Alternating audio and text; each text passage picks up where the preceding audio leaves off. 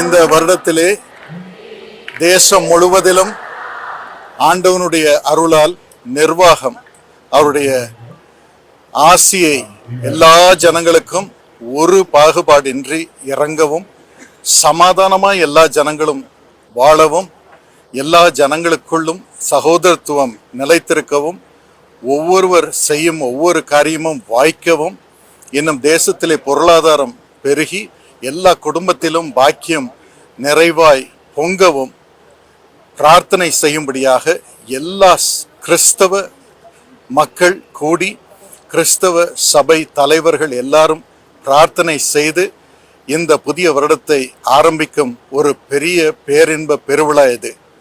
இந்த நேரத்திலும் ஒரு பாகுபாடின்றி அத்தனை கிறிஸ்தவ சபை தலைவர்களும், இன்ஸ்டிடியூஷனல் ஹெட்ஸும், இன்னும் ப்ரொஃபஷனல்ஸும், இன்னும் சமூக சேவகர்களும் ஜாதி இன மத வேறுபாடின்றி ஒன்றாக இணைந்து நாங்கள் பிரார்த்தனை செய்திருக்கிறோம். நிச்சயமாக இதன் பலன் தேசத்திலே விளங்கும். இரண்டாவதாக, நாங்கள் கூடியிருப்பதின் நோக்கம், நாங்கள் கிறிஸ்தவர்களாக சேர்ந்து இந்த தேசத்திற்கு, தேசத்தின் ஜனங்களுக்கு இன்னும் என்ன அளவிலே சேவை செய்யலாம், கல்வி பணியிலே, சமூக சேவையிலே, மருத்துவ சேவையிலே, இன்னும் தேச நிர்வாக சேவையிலே இன்னும் எப்படி எல்லா ஜனங்களுக்கும் பாக்கியத்தை கொண்டு வரலாம் என்பதற்காக நாங்கள் திட்டமிடும்படியாகவும் பிரார்த்தனை செய்யும்படியாகவும் கூடியிருக்கிறோம்.